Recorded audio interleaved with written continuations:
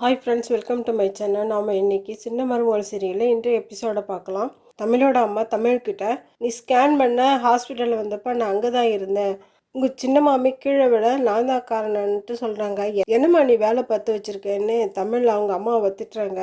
அடுத்து மகளை கூட்டிகிட்டு சாவித்திரி போலீஸ் ஸ்டேஷனில் சேது மேலே கம்ப்ளைண்ட் கொடுக்க போகிறாங்க. இன்ஸ்பெக்டர்கிட்ட நான் மினிஸ்டர் ராஜாங்கத்தோட தங்கச்சின்னு அறிமுகப்படுத்திக்கிறாங்க சாவித்திரி. என் அண்ணன் பையன் சேது என் பொண்ணை கெடுத்துட்டான், அவன் மேலே தான் கம்ப்ளைண்ட் கொடுக்க வந்திருக்கேன்னு சொன்னது இன்ஸ்பெக்டர் ஆடி போகிறாரு. அதனால் அந்த அம்மாவுக்கு மெல்ல பேசி புரிய வைக்க முயற்சி பண்ணுறாரு. நீங்கள் கம்ப்ளைண்ட்டை ரெஜிஸ்டர் பண்ணலைன்னா நான் மாதர் சங்கத்துக்கு போவே உண்ணாவிரதம் இருப்பேன், தர்ணா பண்ணுவேன்னு இந்த அம்மா இன்ஸ்பெக்டரே மிரட்டுது. இந்த அம்மா போலீஸ் ஸ்டேஷனில் கம்ப்ளைண்ட் கொடுக்குது. தாமரைக்கு வெர்ஜின் டெஸ்ட் எடுத்தால் அம்மாவும் பொண்ணும் சேர்ந்து மாட்டுவாங்க. என்ன தைரியத்தில் போலீஸ் ஸ்டேஷனில் போய் இந்த அம்மா கம்ப்ளைண்ட் கொடுக்குதுன்னே தெரியல. நீங்கள் ரைட்டர்கிட்ட கம்ப்ளைண்ட் எழுதி கொடுங்கன்னு சொல்லிட்டு இன்ஸ்பெக்டர் மேலதிகாரிக்கு ஃபோன் பண்ணி விஷயத்தை சொல்கிறாரு. ராஜாங்க வீட்டுக்கு எஸ்பியும் இன்ஸ்பெக்டரும் வந்து சாவித்திரி சேது மேலே கம்ப்ளைண்ட் பண்ண விஷயத்தை சொல்கிறாங்க.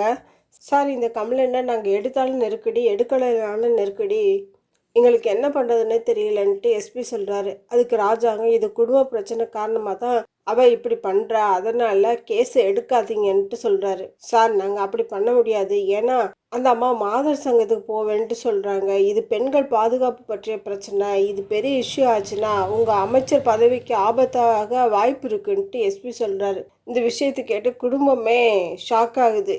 ஈஸ்வரி அன்கோக்கு மட்டும்தான் ஹாப்பி. ராஜாங்க தம்பியையும் சித்தப்பாவையும் சாவித்திரி கிட்ட பேச அனுப்புகிறாரு.